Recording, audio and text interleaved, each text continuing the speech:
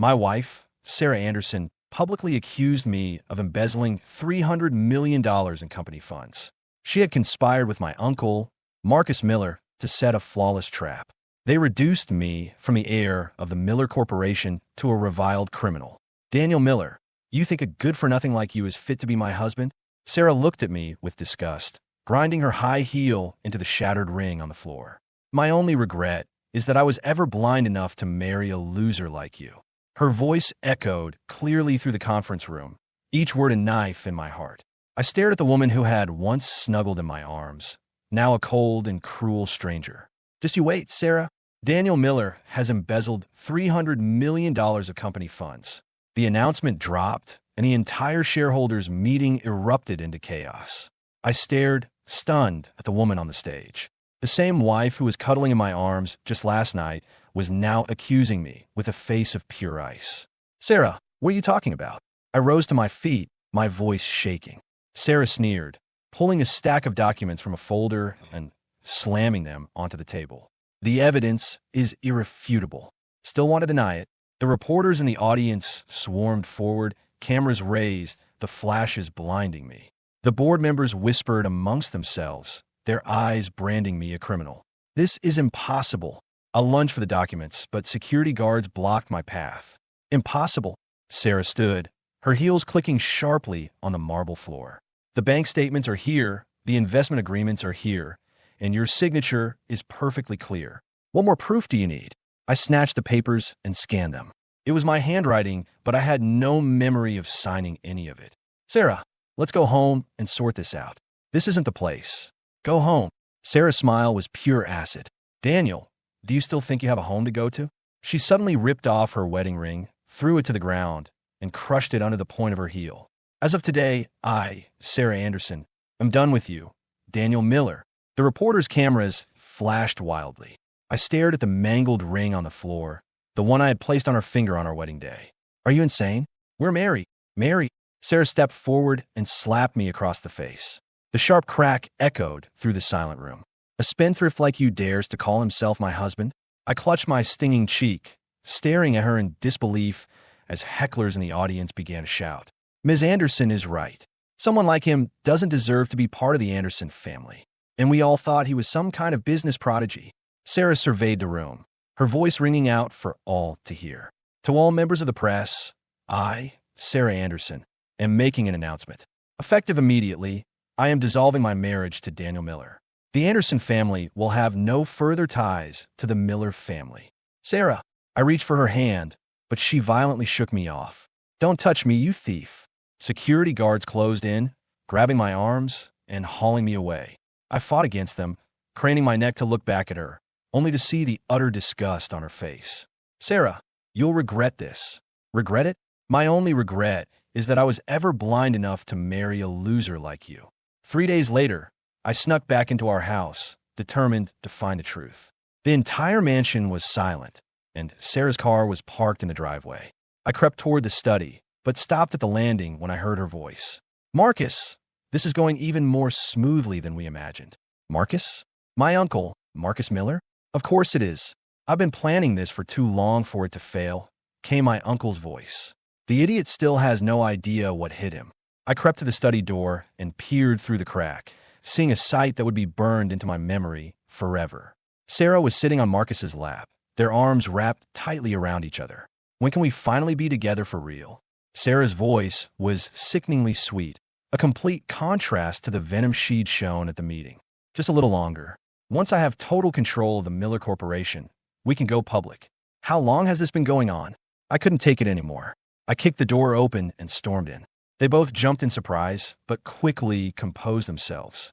Sarah didn't even bother to get off Marcus's lap. Well, look who's back. The young prince returns, she said with a smirk. What's the matter? Did you come and catch us? Sarah, how would you do this to me? Do this to you? She stood up, smoothing out her clothes. Daniel, you're so incredibly naive. I've been with your uncle for over a year. You were too stupid to notice a single thing. A year. The room started to spin. Then what was our marriage? Just a performance, Marcus finally said, a smug grin spreading across his face. Don't blame your uncle for being ruthless, nephew. You should only blame yourself for being a fool. A company this large would have been bankrupt in your hands sooner or later. You framed me? All that evidence was fake. Fake. Sarah walked over to the safe and pulled out a bottle of red wine. Don't you remember your birthday 3 months ago? We were celebrating, drinking together. The documents you signed when you were drunk were very, very real. It hit me then. I had been completely wasted that night. In a drunken haze, Sarah had given me some papers to sign, telling me they were just routine corporate filings. You conspired to trick me. Trick you? Marcus roared with laughter. This is called outsmarting the competition. Did you think the business world was a playground? I lunged at Marcus, ready to punch him, but was immediately restrained by bodyguards who had been waiting nearby. Let me go. Let you go. Sarah stepped in front of me, looking down her nose at me. Daniel, you're not a Miller anymore. Who do you think you are? Yelling at me. You bitch. A bitch. She slapped me again. Am I? Then why did you marry me? You're the one who was blind. Sarah's right. Marcus said, walking over. Nephew, it's not that I don't want to look out for you. It's just that you're completely useless. It's better for me to manage the Miller family legacy than to let you run it into the ground. The board will never agree to this. The board. They exchanged a look and burst out laughing. Why do you think those old men were so quick to believe you were an embezzler? Because they've been on my payroll for ages. The next day, Sarah showed up with a team of lawyers to divide our assets. According to the prenuptial agreement, in the event of gross misconduct during the marriage, my client is entitled to half of the marital property, the lawyer stated coldly. What prenup? I never signed a prenup. Sarah pulled a document from her purse and tossed it on the table. Don't recognize your own signature? I stared at the familiar script, another product of that drunken night. You planned this all so perfectly. Of course, Sarah said, crossing her legs without a hint of remorse. I wasn't about to be the fool who divorces a spendthrift and has to pay for the privilege. This mansion is mine. You have no right to it. Yours. She produced the deed. It has my name on it. Did you forget? You said you loved me, so you transferred the title to me as a gift. I grabbed the deed and saw it was true. Her name was on it. I had meant it as a surprise, never imagining it would be used as a weapon against me. Sarah, was any of it real? Do you feel anything at all? Feelings? She burst out laughing. Daniel, do you have any idea what the last 3 years have been like for me? I was sick to my stomach having to look at your stupid face every single day. If it wasn't for the Miller family money, do you really think I would have married you? Then why not just divorce me? And get what? A standard settlement. She stood up and walked toward me. But this way is different. Not only do I get the money, I also get a real man. You mean my uncle? Of course. Her eyes gleamed with excitement. Your uncle is far more captivating than you'll ever be, both in and out of the bedroom. My fist clenched, the veins on my arms bulging. What? You want to hit a woman? She taunted, leaning in close. Go on, try it. I guarantee you'll be on the front page tomorrow. Just then, I heard the distinct sound of camera shutters from outside. I whipped my head around to see several reporters with long lens cameras pointed at the window. You call them? Of course, Sarah said with a triumphant smile.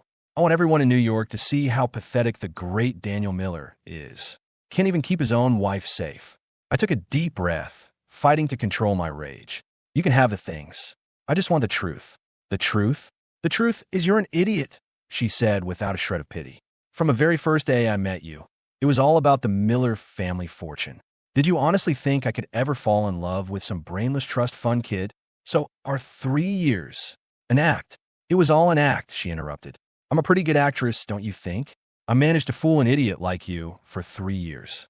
As more reporters gathered outside, Sarah walked to the window and put on a show of being threatened.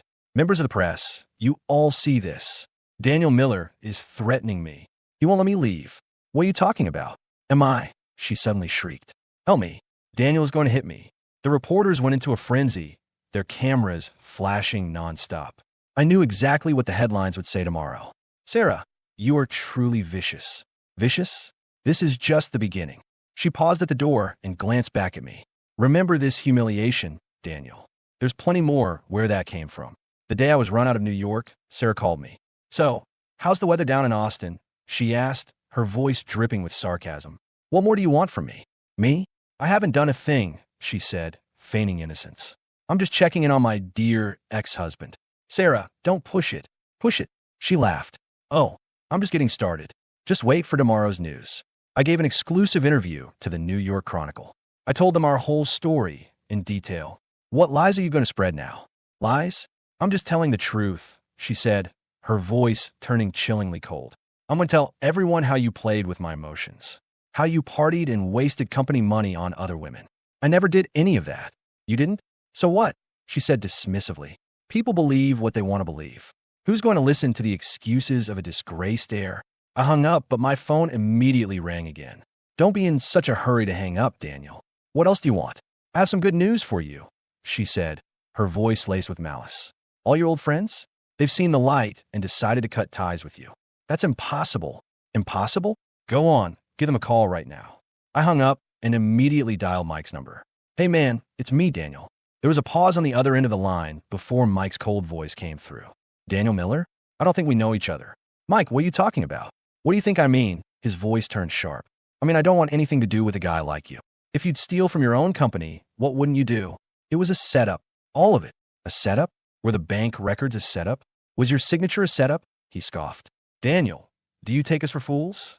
Mike, we've been friends for more than a decade. Friends. His voice was dripping with sarcasm.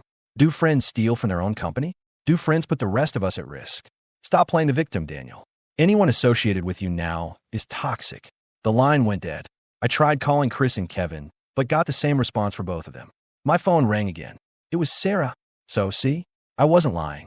What did you tell them? I didn't say a thing, she said breezily. I just gave them a friendly reminder that continuing their association with you might be bad for their family businesses. You know the Anderson family still has some pull in New York. You threatened them. Threatened? She feigned surprise. It was just a friendly warning. They're the ones who chose to save their own skins. That's not my fault. Sarah, why are you trying to destroy me completely? Why? Her voice suddenly turned venomous. Because I hate you. I hate your stupidity. I hate your weakness. And I hate that you wasted 3 years of my life. Then why did you marry me in the first place? For the money, she admitted without hesitation.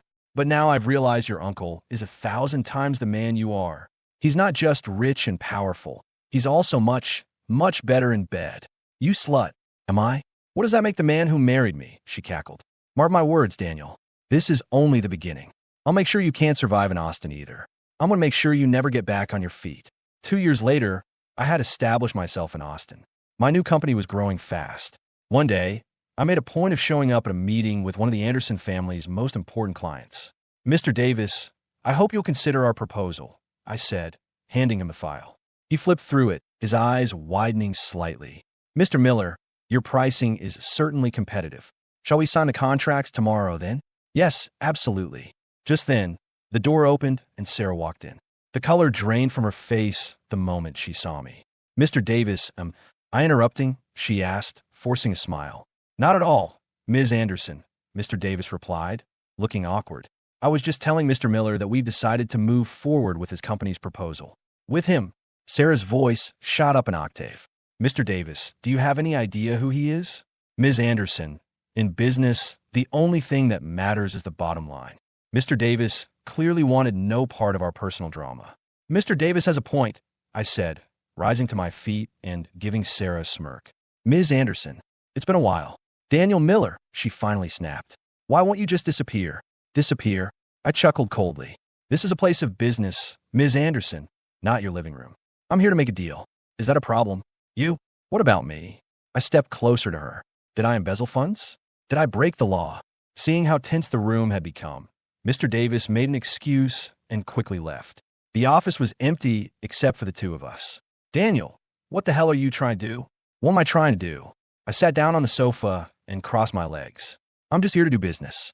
By the way, I hear the Anderson family is having some cash flow issues lately. That's a lie. A lie? Then why are you personally chasing a relatively small account like Mr. Davis? I watched her expression sour, enjoying every second of it. The Sarah Anderson I remember would never have bothered with such a minor client. Have you been investigating me? Investigate. I laughed. No need. Everyone in our circle knows the Anderson family is in trouble. Did you really think you were hiding it well? She bit her lip, and I knew I'd struck a nerve. Even if we are in trouble, it's not your place to mock us, you loser. A loser? I stood up. Can a loser steal your clients? Can a loser make you come running here to beg? Who's begging? You're not? Then you can leave, I said, gesturing to the door. It's right there. She stood frozen, gritting her teeth. Why aren't you leaving? I walked right up to her. Or were you hoping to beg me to give the client back to you? Daniel, she seethed, her eyes burning with rage. Don't get cocky. I'll make you pay for this. Make me pay. I roared with laughter. Sarah, what leverage do you possibly have left to threaten me with? That uncle you married. Her face flushed crimson at the mention of him.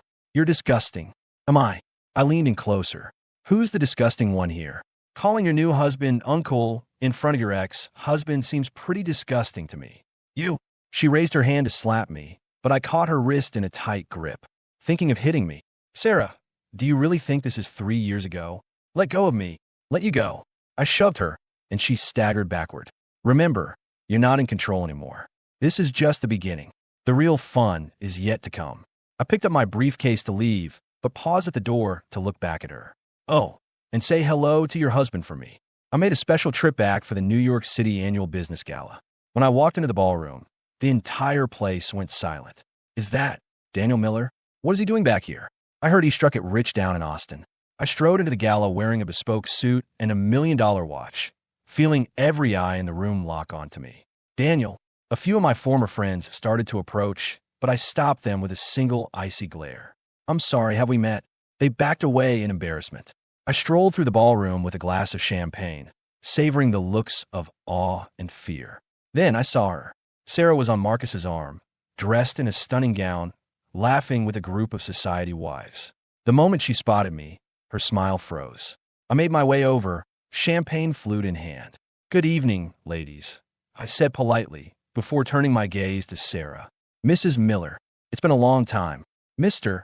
Miller, she stammered, forcing a weak smile. What's the matter? Don't recognize me? I asked, raising my voice just enough to draw the attention of those nearby. We were quite close 3 years ago. Everyone around us knew our history, and they all leaned in, eager for the drama. Mr. Miller is just joking, Marcus interjected, trying to smooth things over. It's all in the past. The past. I looked directly at him. You're right. Some things from the past should be forgotten. Things like betrayal and conspiracies, for example. The color drained from Marcus's face. Daniel, what are you doing? Sarah finally burst out. What am I doing? I set down my glass. I just wanted to ask Mrs. Miller if she still stands by her statement from all those years ago that I wasn't good enough for her. The ballroom fell silent as everyone turned to watch the unfolding drama. You, cat got your tongue. I pressed, taking a step closer. You had plenty to say back then, calling me a good-for-nothing, a loser. You seemed to enjoy it. That's enough, she snarled. So what? What are you trying to prove? What am I trying to prove? I laughed. I'm proving that 3 years ago, you bet on the wrong horse. Bet on the wrong horse? She sneered. So you have a little money now. You're still the same stupid Daniel Miller you always were. Stupid. I leaned in. Then why did a woman like you marry a stupid man like me? Was it for love? Her face flushed a deep red. Or was it just for the money? I pressed on. Did you put on a 3-year performance just to steal my fortune? You're lying. Am I? I pulled out my phone. I have a recording from that night. The one where you admit you only married me for my money. Shall I play it? Her face went white as she clearly remembered. Daniel, you wouldn't dare. Why not? I glanced around at our captivated audience. Since Mrs. Miller is so confident in her position, let's let everyone here be the judge. Who was the fool, and who was just greedy? You? What's the matter? Lost your nerve? I watched the panic rise in her eyes and felt a deep sense of satisfaction. You've always been so brave, Mrs. Miller. Why the sudden cowardice? Marcus could no longer stay silent. Daniel, that's enough. Enough. I turned to face him. You think this is enough, Uncle? When the two of you were framing me, did you think that was enough? That was what? I cut him off. That was a carefully orchestrated conspiracy, wasn't it? A collective gasp went through the room. No one had expected such a bombshell revelation. Uncle, when you two conspired to destroy me, did you ever imagine this day would come? Daniel, you're making baseless accusations. Sarah shrieked. Baseless? I sneered. Should I show everyone the evidence? The bank transfers, the phone recordings, the photos of your little affair? The color drained from both of their faces. Are you threatening us? Threatening? I let out a loud laugh. I'm just telling the truth. Ladies and gentlemen, allow me to tell you a story. Enough. Sarah screamed hysterically. Daniel, you're insane. Insane. I stared at her contorted face. You're right. I am insane. You two drove me to it. But now, it's your turn to lose your minds. I raised my glass to the crowd. Everyone, let's see who's really thinking clearly here. 3 days after the gala, I was in my office in Austin when my assistant burst in, panicked. "Mr. Miller, there's trouble downstairs." I looked down through the floor-to-ceiling window and saw 5 men in black suits waiting in the parking lot. "Did you call the police?" "Yes, but..." Before he could finish, my phone rang. It was Sarah. "So, did you see my little present?" she asked, her voice manic. "You think you're so tough, Daniel? Why don't you come down and play with them? You're insane. You hired people to kill me." "Kill you?" she cackled. "I just want to teach you a lesson. To show you what happens when you cross me." "Sarah, this is a felony." "A felony?" she said dismissively. "So what? It's not like you'll be alive much longer to press charges." I hung up and told my assistant to get us out the back, but it was too late. The men were already storming the office. "Mr. Miller, I presume someone paid us a lot of money for your legs," the leader said coldly. "Whatever they're paying, I'll double it." "Sorry, we have professional standards." With that, they rushed me. I've stayed in shape these last few years, but I was no match for them and was quickly backed into a corner. Just as it seemed hopeless, the police arrived. The thugs scattered, and I was lucky to be alive. That night, I got another call from Sarah. "Too bad you're so lucky," she said, her voice dripping with venom. "But don't worry, there's always a next time." "Sarah, are you really trying to get yourself a life sentence?" "A life sentence?" she screeched. "Daniel, you destroyed my reputation. You humiliated me in front of all of New York. Did you really think I just let that go? You brought that on yourself." "Brought it on myself?" she screamed hysterically. "This is all your fault. If you hadn't come back and ruined everything, I'd still be one of the most respected women in New York. You were never a good person." "Not a good person?" she laughed wildly. "Then just you wait. I have plenty of other ways to deal with you. If I can't kill you, I'll make you wish you were dead." The next day, several of my most important clients inexplicably canceled their contracts. My phone rang. "How's business?" Sarah asked, her voice smug. "Was this you?" "Me? I didn't do a thing," she said, feigning innocence. "I just told them a few truths about your past.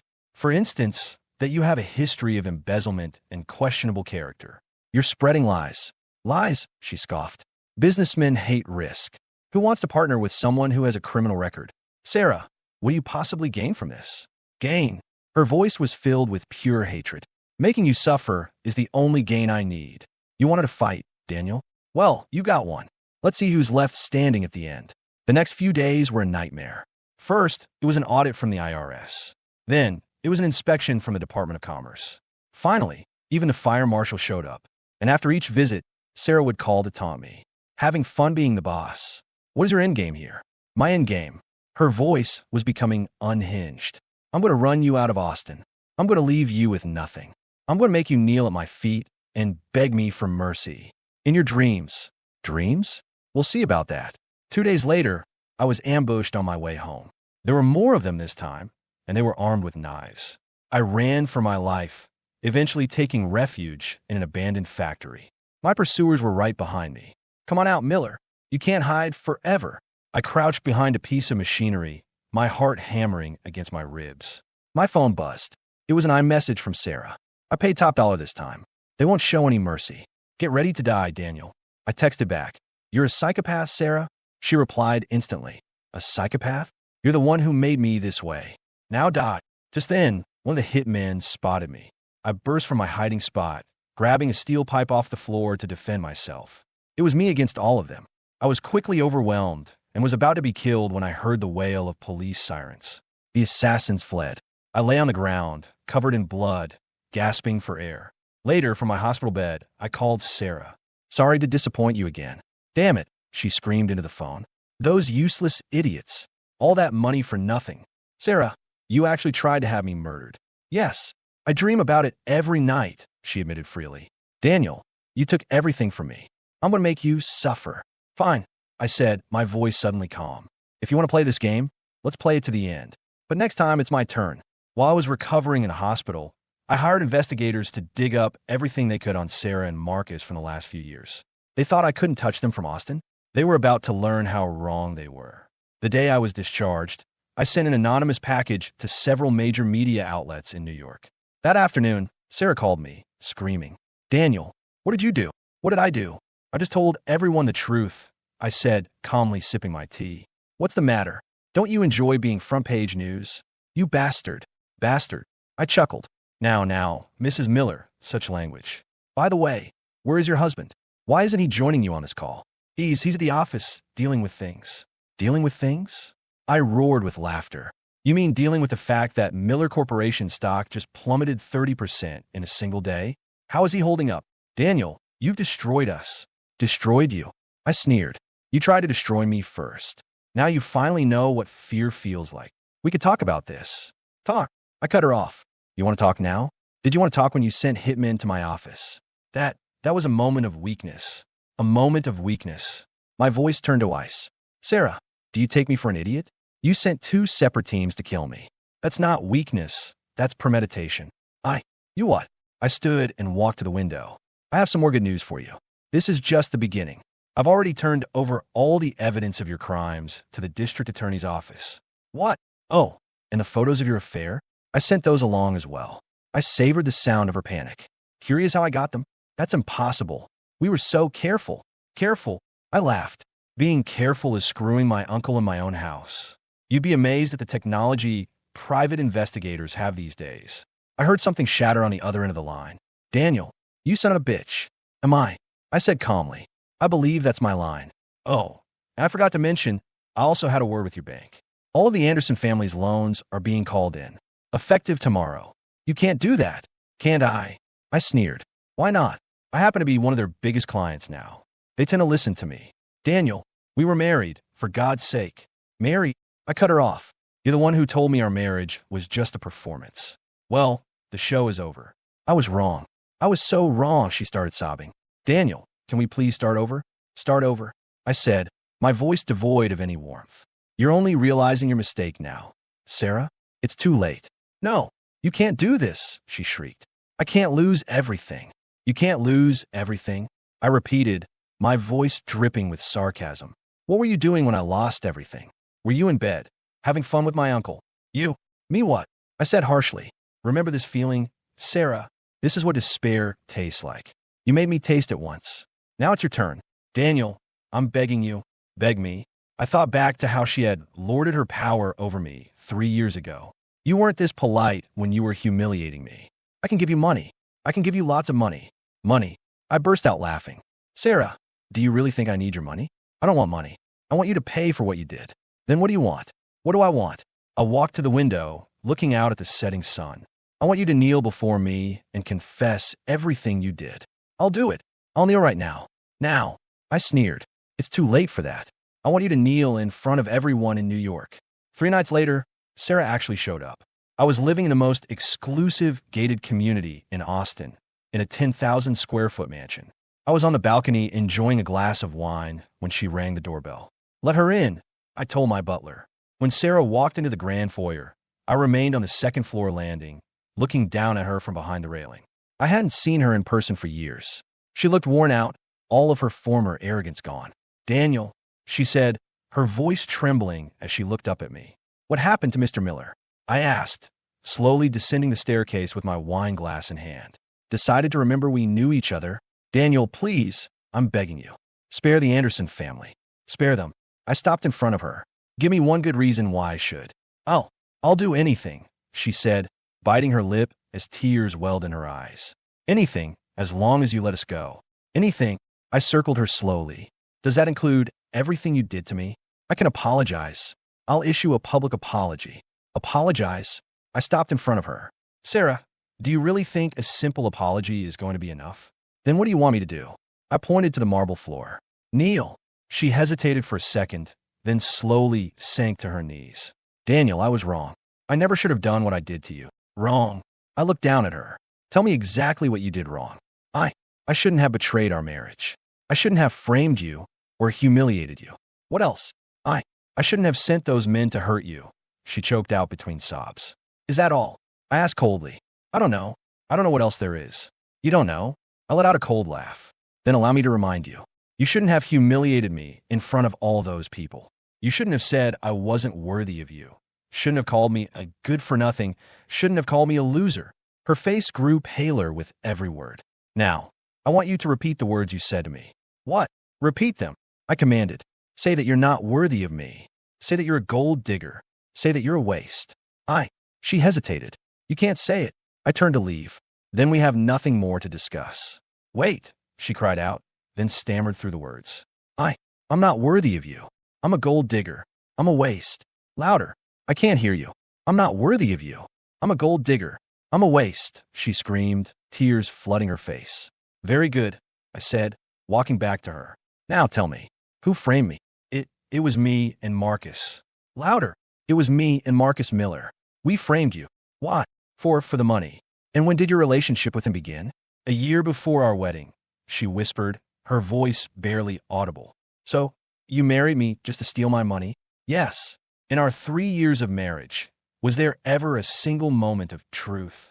No, she finally confessed, completely breaking down. I never loved you.